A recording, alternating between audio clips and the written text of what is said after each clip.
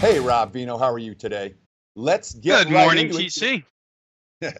We did a great job yesterday talking SEC football. Now today we're going to talk Big Ten, and we got to start with Urban Meyer and Ohio State. I know we have just a few minutes, but we haven't seen the markets move on the Buckeyes as a team a whole lot yet. Do you think the controversy surrounding Meyer is going to affect the Ohio State Buckeyes? And if so, how much?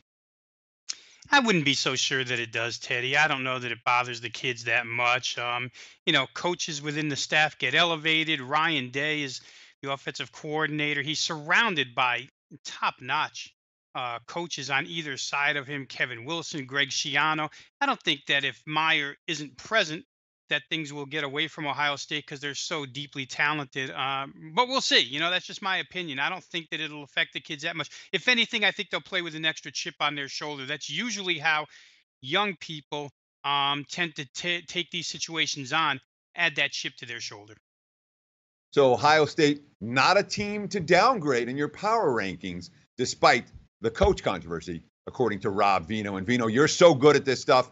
Let's talk Big Ten. How about Maryland, a team you have spotlighted as an over squad, a team with an offense that might be pretty good with Matt Canada in his first year coming over from LSU as the offensive coordinator, and a defense that looks more than a little bit spotty.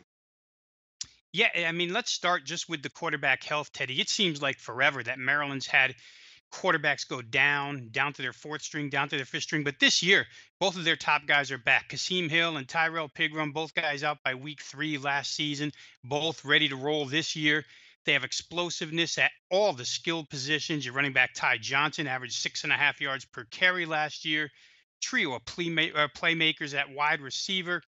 How about 4 redshirt senior offensive linemen plus a junior that have 105 total career starts amongst them? Solid offensive line for Maryland this year. And we'll get to Matt Canada.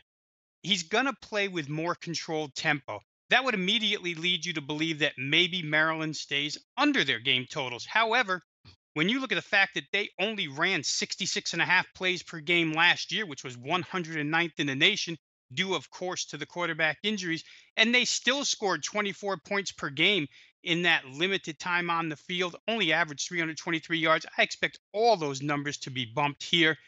Canada, of course, famous for those multitude of formations and pre-snap movements that the Big Ten defenses are going to have to figure out. And he's going to incorporate the tight end into the passing game this time around. So I think the offense has a lot going for it. I would boost that 24 up as high as maybe 31, 32 per game this year.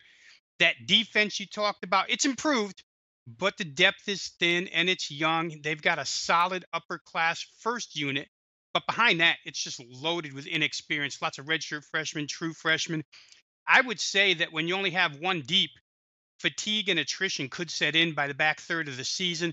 3 of their final 4 games, they play 3 of the best offenses in the Big Ten: Michigan State, Ohio State, and Penn State.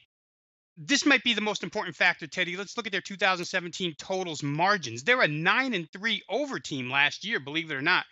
7 of those overs exceeded the total by more than 7 points, 6 by double digits. The other 2 games went over the total by 5.5 and 1.5. Odds makers were way off on this team where totals are concerned. With that big of a gap, I think we still have plenty of value to play this team over this year. I think Maryland's a good bet for game totals over this season. We've got just a few minutes left with Rob Vino from Rob Vino Sports. 2 more teams we want to talk about and highlight from the Big Ten today, Rob. So let's start with Nebraska. Scott Frost, the big hire from UCF, 13-0 last year. But you say the turnaround for the Cornhuskers is going to take some time. Nebraska, not a bet-on team for 2018. Yeah, the bandwagon might be rolling too fast. The odds makers might be moving too fast. Their total is 6.5 with a little bit of juice toward the over, Teddy. I can't find a clear path to 7 for this team. I think that the half holds a significant edge for bettors to go ahead and play this team under the total. At quarterback, they're going to start a freshman, whether it be highly touted dual threat Adrian Martinez, who's a true, or whether it be Tristan Gebbia, more of a pro-style quarterback. He's redshirt.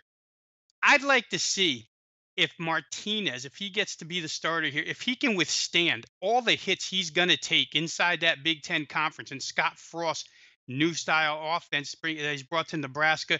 And how will it affect his passing accuracy? The quarterback runs a lot in Frost's offense. I'd like to see how Martinez handles that. Could be injury prone. He's a big kid, but he may get hurt. This team has to face at Michigan, at Wisconsin, at Northwestern, at Ohio State, at Iowa, and home to Michigan State. Not only are those likely to be 6 of the top 25 defenses in the country with nasty defensive fronts, but those are likely to be 6 losses. If Nebraska doesn't upset one of those teams, they're not going to make it over 6.5. There's no guarantee they're going to sweep the board at home. Can they beat Colorado, Troy, Purdue, and Minnesota? They lost to Minnesota by 33 last year. I'm not so sure they can get to 6.5 here. Their talent in the trenches, both sides, not up to Big Ten standards, despite praise from their defensive coordinator, Eric Shenander, about how the D-backs have improved so far in August camp. He still says they're a long way away from being where they want to be. And because of the extreme tempo that Scott Frost plays, how about these numbers, Teddy? Scott Frost teams where he was the offensive coordinator or the head coach since 2013 have averaged 78.2 snaps per game on the defensive side. The defense is facing 78 plays per game. By comparison, under Mike Riley, this defense only faced 67 snaps per game last year. That's a difference of 11. I think the speed of the offense hurts the defense. I don't know how they get to 6.5. I'd play them under that total. All right, Rob, we're out of time, so we're going to have to save the Purdue under analysis for next time. Give me 15 seconds on why Purdue's going to stink this year. Real quick, Purdue probably stinks this year because of Jeff Brom's honesty. Well, he's the coach who told us last year his defense was better than people think they were. This year, he tells us his offense is still far from being, cohesive in his system. I don't think they'll be good. They only returned 4 on defense. The defense was the stalwart last year. Teams are probably used to that now. I think Purdue it's a real tough schedule, Teddy. There's a bunch of other reasons, but I think they're going to be a good fade this year. Purdue, a fade team, along with Nebraska, Maryland over the total. Rob Vino, thank you so much for taking time to break down the SEC and the Big Ten. Hopefully we'll get a chance to do ACC, Pac-12, and Big 12 with you next week and beyond. Like the show? Help us keep the lights on. Please make sure to comment, share, and subscribe to all the Sportsbook Review videos. Thanks so much. Best of luck. Enjoy the game.